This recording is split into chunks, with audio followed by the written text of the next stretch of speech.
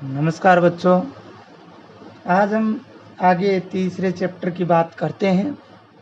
हमने जो आयन है वो पढ़ लिया था। आयन वाला जो टॉपिक है वो हमने पढ़ लिया था। अब हम आगे बात करेंगे सरल यौगिकों के अणुसूत्र की। किसकी बात करेंगे? सरल यौगिकों के अणुसूत्र की। सरल यौगिकों के अणुसूत्र, सिंपल कंपाउंड्स के जो अणुसूत्र हैं उनकी बात हम करने वाले हैं। देखिए, सबसे पहले सरल यौगिकों के अणुसूत्र में हम किस प्रकार से इनके अणुसूत्र जो हैं वो लिखे जाते हैं उस पर विशेष चर्चा आज करेंगे। ये आपके लिए बहुत ही इम्पोर्टेंट टॉपिक हैं जो आपके आगे 10वीं क्लास में 12वीं क्लास में अगर आप साइंस रखते हो तो बहुत काम आता है। इस टॉपिक की बात करते हैं कि सामान्यतः सरलतम अकार्बनिक यौगिकों के अणुसूत्र उनके संगठक तत्वों के प्रतीक या मूलक एवं उनकी संयोजकताओं से ज्ञात किए जाते हैं। किस किस से ज्ञात किए जाते हैं तो ध्यान दीजिए, प्रतीक चिन्ह हमें पता होना चाहिए। जैसे कि हाइड्रोजन का क्या होता है? H होता है। इसकी बात हम लोगों ने कर ली थी। क्लोरीन का क्या होता है? Cl होता है। C अकेला किसका होता है? कार्बन का होता है। यह हमने इसी चैप्टर में बात कर ली थी। अब आगे जो हम बात कर रहे हैं, अणुसूत्र के लिए प्रतीक तथा मूलक एवं उनकी संयोजकताएं हमें पता होनी चाहिए। मूल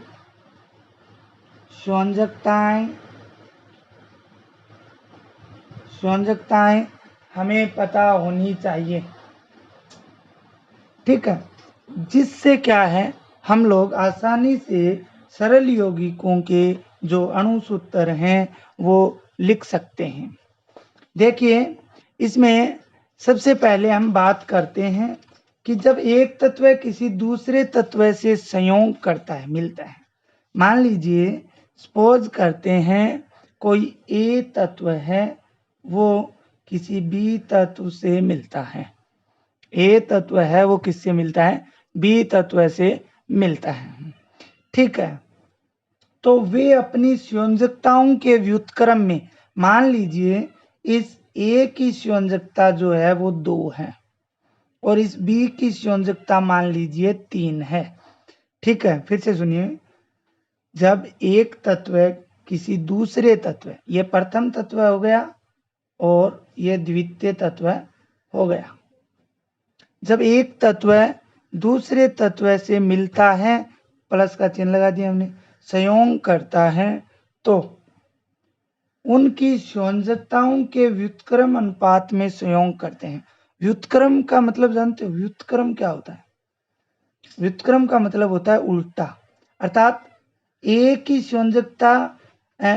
संयोजकता बी वाली जुड़ेगी और बी को कौन सी जुड़ेगी? ए वाली संयोजकता जुड़ेगी। इस प्रकार का चिन्ह लगाएंगे जिसे व्युत्क्रम बोला जाता है।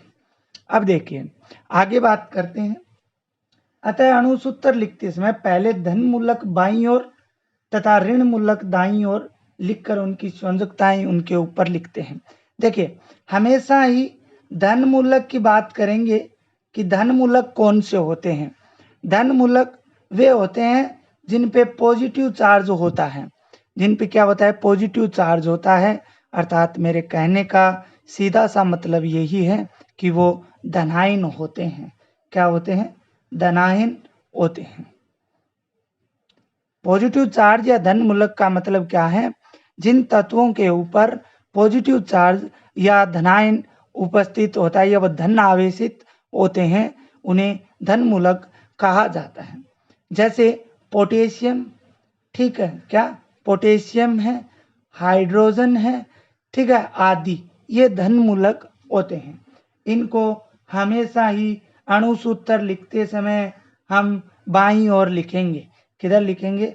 बाईं ओर लिखेंगे, इनको हमेशा ही किधर लिखेंगे, बाईं ओर हम लोग लिखेंगे। इसके बाद देखिए हम आगे बात करते हैं कि दाईं ओर क्या लिखेंगे। दाईं ओर हमेशा ही हम लोग ऋण मूलक लिखेंगे। क्या लिखेंगे, ऋण मूलक लिखेंगे, अर्थात ऐसे मूलक जिन पे कौन सा चार्ज होगा, नेगेटिव चार्ज होगा, अर्थात वो ऋणायन होंगे। फॉर एग्जाम्पल क्लोरीन है, ठीक है, Cl-। इसके अलावा और भी बहुत सारे हैं, फ्लोराइड है, ठीक है, और भी अगर हम बात करते हैं तो ऑक्सीजन है। इन पे क्या हमेशा ही नेगेटिव चार्ज आता है, अर्थात ये ऋण आवेशित होते हैं। क्योंकि आयन हमने दो प्रकार के पढ़े थे, एक तो पढ़ा था धनायन और एक पढ़ा था ऋण आयन। देखिए कल वाला भी आपको पेज पे दिखाई दे रहा है, ये देखिए यही अभी बताया। तो ये धन मूलक, ठीक है, ऐसे तत्व जिनके ऊपर पॉजिटिव चार्ज होता है, और वो तो धन मूलक हो गए, और ऐसे तत्व जिन पे क्या हो, नेगेटिव चार्ज होता है, वो हो गए ऋण मूलक। तो ऋण मूलक को हमेशा ही हम राइट साइड की तरफ लिखेंगे। किधर लिखेंगे, राइट साइड की तरफ लिखेंगे। ये बात आपको पता होनी चाहिए, बिल्कुल सिंपल सी बात है ये आपको पता होनी चाहिए। अब इसी हमने माना था कि प्रथम तत्व ए द्वितीय तत्व बी से संयोग करता है, साथ में उनकी संयोजकताएं जो होती हैं वो उल्टी या व्युत्क्रम क्रम में लिखी जाती हैं। तो अब इसमें हम बात करते हैं, मान लीजिए ए पे पॉजिटिव चार्ज है और बी पे नेगेटिव चार्ज है, अर्थात ए धन मूलक है और बी ऋण मूलक है। तो सबसे पहले बाईं ओर से लिखा जाता है, क्योंकि हिंदी भाषा जो है वो बाईं ओर से लिखी जाती है, इधर से, ठीक है, और दाईं ओर की ओर जाती है। लेकिन उर्दू की अगर बात करें तो वो इसका विपरीत होती है। इंग्लिश भी हम लेफ्ट साइड से राइट साइड की ओर लिखते हैं, लेकिन उर्दू भाषा एक ऐसी भाषा है जिसको राइट साइड से लेफ्ट साइड की तरफ लिखा जाता है। इस प्रकार से लिखा जाता है, पेज के अंत से शुरू किया जाता है और स्टार्ट में उसको खत्म किया जाता है लाइन को। तो हम हमेशा ही बाईं ओर से लिखना शुरू करते हैं। तो सबसे पहले अणुसूत्र लिखने के लिए सीधी सी बात है, हम क्या लिखेंगे, ए पॉजिटिव, क्योंकि हमने बहुत पढ़ा है कि पहले धन मूलक, तो ए लिख दिया, चार्ज लगाने की जरूरत नहीं है, ए लिख दिया।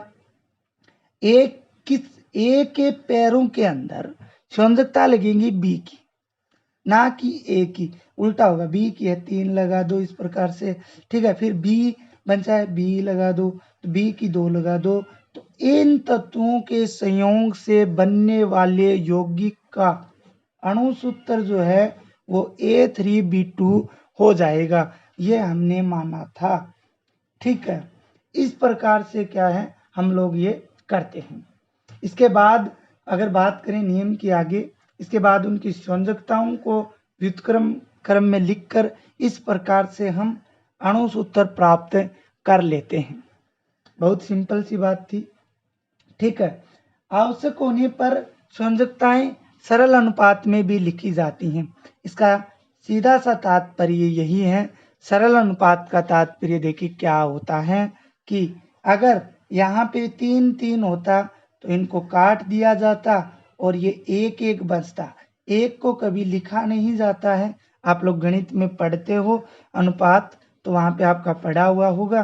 तो ये अगर इस प्रकार से होता तो इसका अणुसूत्र केवल और केवल AB हो जाता, ठीक है। अब मैं आपको कुछ 10-12 उदाहरण बताता हूँ, उन उदाहरणों से हम लोग समझेंगे कि किस प्रकार से ये अणुसूत्र हैं वो लिखे जाते हैं। आप बिल्कुल आराम से वीडियो देखिए अंत तक, आपको ये टॉपिक जो है ये बिल्कुल समझ में आ जाएगा। तो देखिए इसके बाद बात करते हैं कुछ उदाहरणों की। वो उदाहरण कौन से हैं देखिए।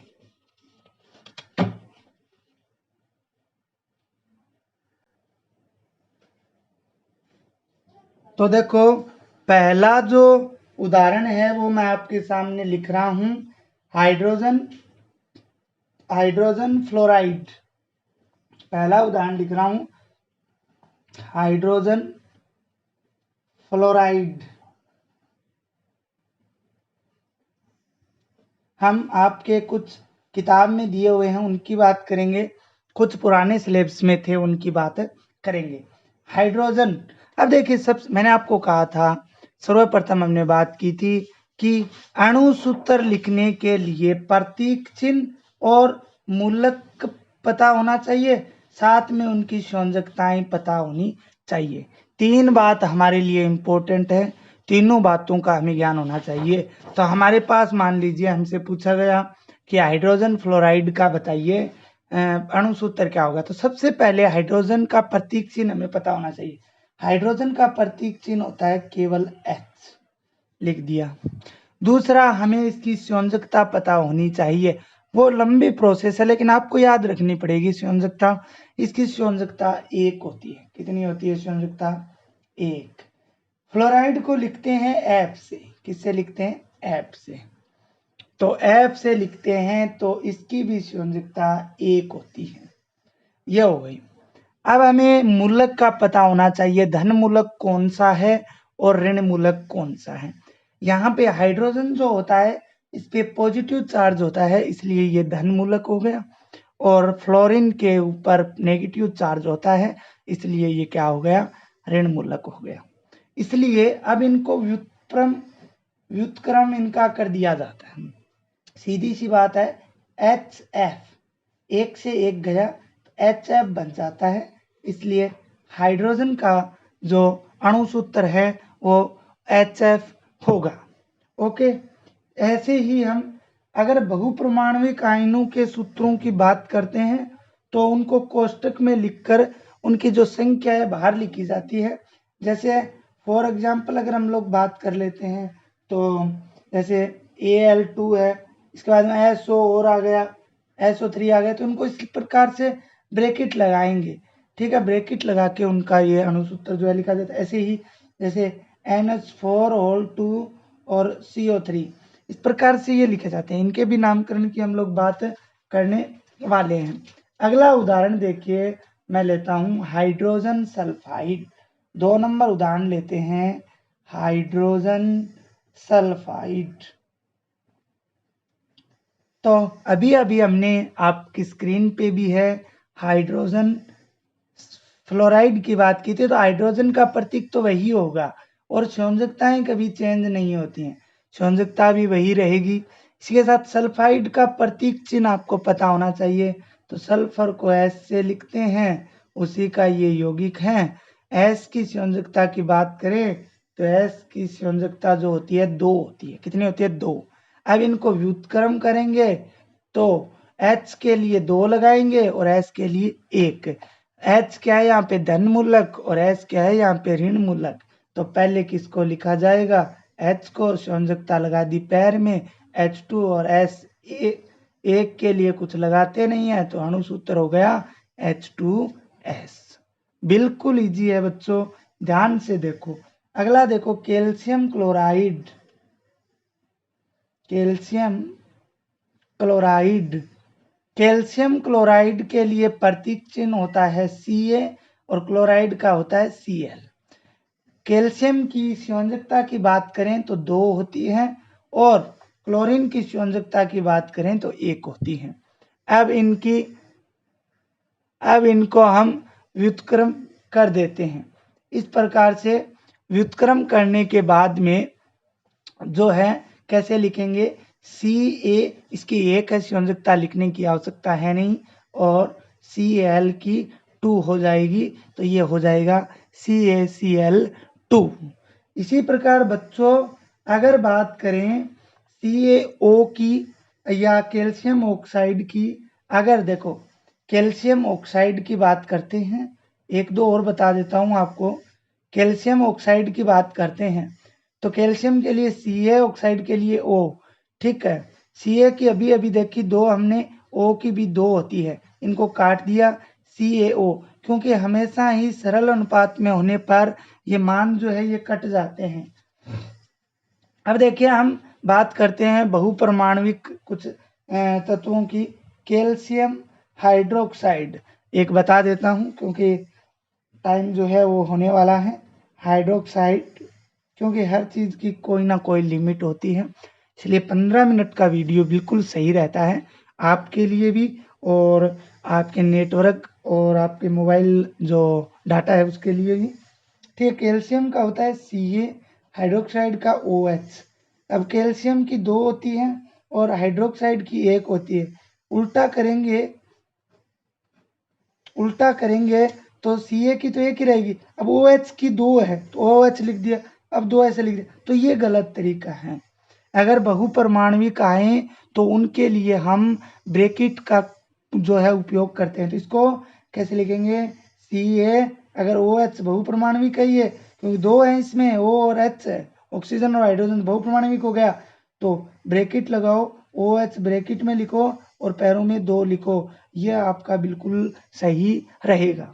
तो इस प्रकार से हमने बहुत सारे जो है उदाहरणों की बात की। इसी प्रकार से हम कल 1-2 उदाहरण के साथ आगे का जो चैप्टर है वो पूरा करेंगे। कल आपका ये चैप्टर जो है वो पूरा हो जाएगा।